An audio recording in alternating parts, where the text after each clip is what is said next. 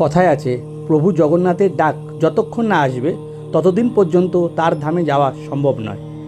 ভারতের 4 ধামের মধ্যে এক ধাম হলো এই পুরী জগন্নাথ ধাম। দেশ ও বিদেশের বহু জায়গা থেকে লক্ষ লক্ষ ভক্তের সমাবেশ ঘটেছে এই পুরী ধামে।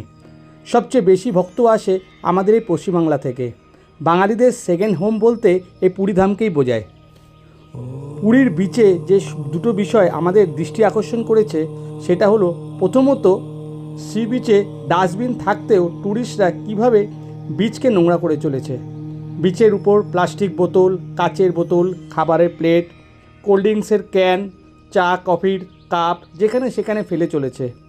রাজ্য সরকার যথেষ্ট দায়িত্বের সঙ্গে বিচকে পরিষ্কার করার জন্য ব্যবস্থা রেখেছে, তবুও আমাদের এই অসচেতনতার কারণে আজ সমুদ্র তট অপরিষ্কার হতে চলেছে। যত্রতত্র আমরা ময়লার স্তূপ দেখতে পাচ্ছি। শুধু পুরীই নয়, যে কোনো ট্যুরিস্ট স্পটকেই আমরা নোংরা করে চলেছি।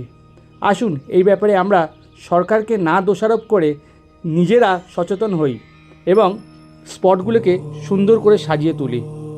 দ্বিতীয় যে বিষয়টি আমাদের দৃষ্টি আকর্ষণ করেছে সেটি হলো, পুরী বিচ কিংবা যে কোনো ধর্মীয় স্থানে হিন্দুদের দেবদেবী প্রিন্ট করা প্রচুর টি শার্ট বিক্রি হয়।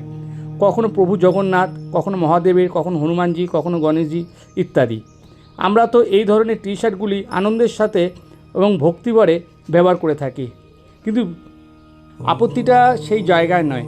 আপত্তিটা হলো সেখানেই যখন এই ধরনের টি শার্টগুলি পুরনো হয়ে যায় বা ছিঁড়ে যায়, তখন আমরা ওই টি শার্টকে ময়লা পরিষ্কারের কাজে ব্যবহার করে থাকি। কখনো বা ঘর মোছার কাজে, কখনো বা গাড়ি পরিষ্কার করার কাজে, কখনো বা বিভিন্ন রকম নোংরা পরিষ্কারের জন্য আমরা একে ব্যবহার করে থাকি, যেটা খুবই পাপ এবং অন্যায় কাজ। অতএব এই ধরনের দেবদেবীর প্রিন্ট করা পুরনো টি শার্টকে নোংরা পরিষ্কারের কাজে ব্যবহার করা যাবে না।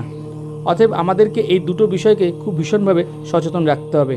প্রত্যেকে ভালো থাকবেন। জয় জগন্নাথ।